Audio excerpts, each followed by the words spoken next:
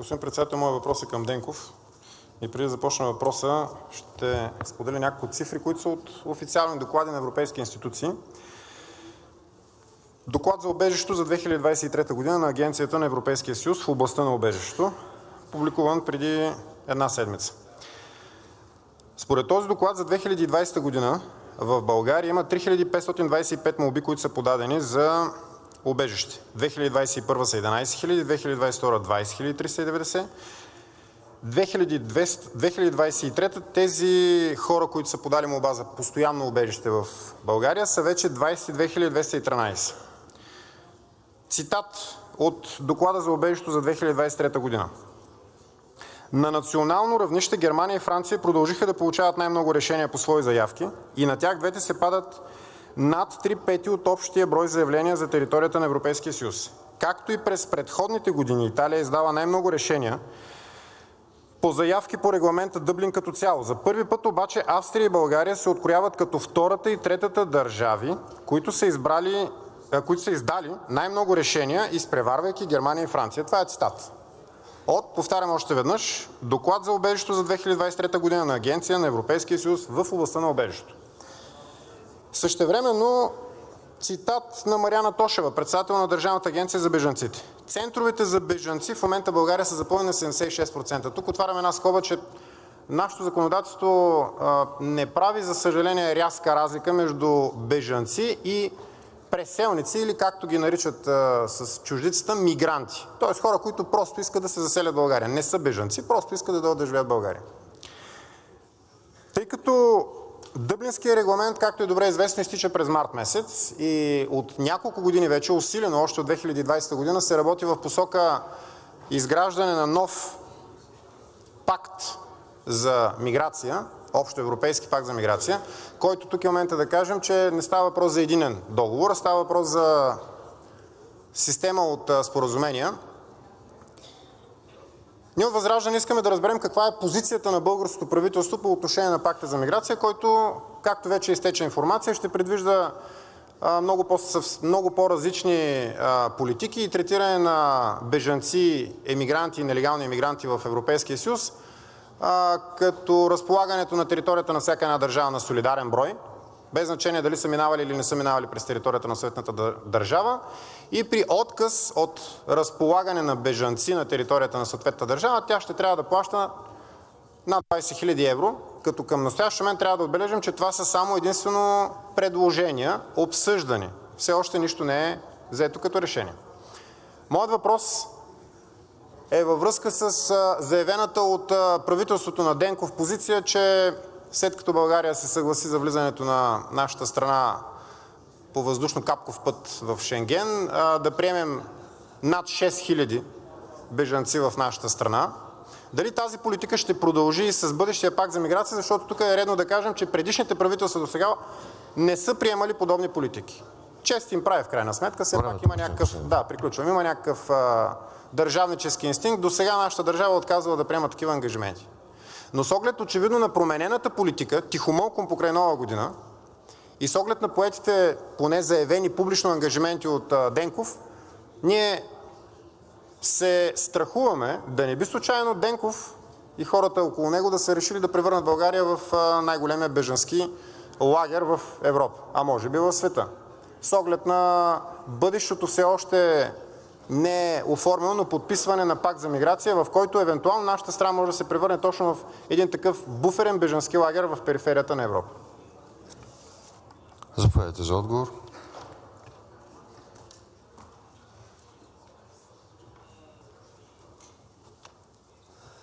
Както обикновено по тази тема бяха смесени истини с лъжи.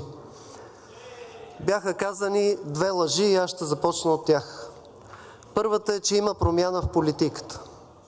Дъблинското споразумение е подписано от България през 2007 година, между другото от правителство с мандат на Българската социалистическа партия. След това е променено през 2013 година и отново е подкрепено от българското правителство и отново с мандат на Българската социалистическа партия. По отношение на преговорите, които бяха проведени във влизането в Шенген, българското правителство не е приемало никакво друго задължение, освен да реагира достатъчно бързо, както се изисква от Дъблинското споразумение, по отношение на скоростта, с която се обработват молбите. Не са обсъждани никакви бройки и така както досега е работило Дъблинското споразумение, така ще продължи да работи и докато не бъде приета неговата следваща промяна. Дали тази промяна и как тя би променила ситуацията в България е отделна тема за разговор. Факт е, че всичко, което е договаряно до сега по отношение на Шенген, е свързано с сега съществуващото споразумение и то не е променено от 2013 година. Всичко друго са само опити за внушения, за да бъдат уплашени хората. Заповядайте за реплика.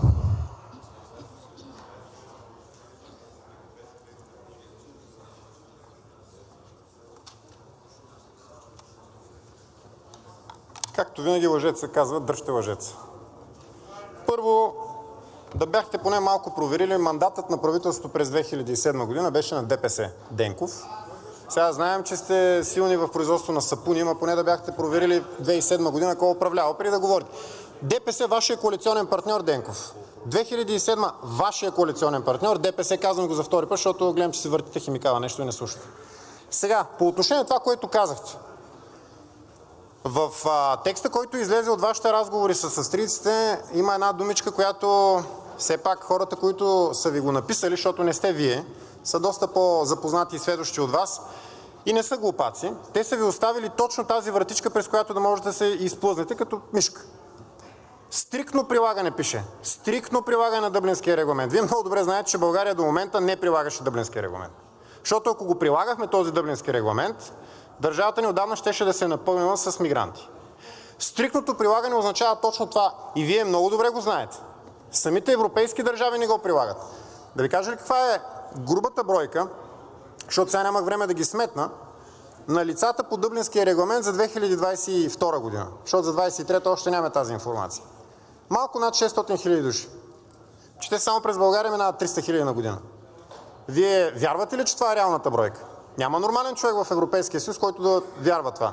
Самите европейски държави си подхвърлят един на друг нелегалните имигранти като топки за пинг-понг. И точно поради тази причина никой от тях не ги иска да се регистрират на неговата територия. И точно поради тази причина влизането на България в Шенген е опасно за националната сигурност. Защото когато ни задължат заради вас, Денков, и заради вашето продажно и престъпно управление в момента да вкарваме всеки един от тези мигранти тук задължително, и както вече вашия екип в Министерския съвет подготвя промени в законодателството в тази посока, за да може нелегалните имигранти да бъдат вкарвани вече с качеството буквално на граждани на територията на нашата страна, ние след не повече от 7-8 години с демографския срив в България ще се превърнем с повече чужденци на територията на страната, отколкото български граждани.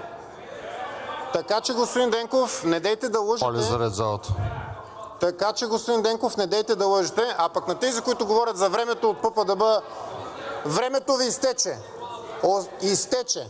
Благодаря, така че, господин Денков, надявам се, ако имате все пак нещо да кажете допълнително в тази посока, да го кажете, макар че съм сигурен, че пак нещо ще излъжете набързо.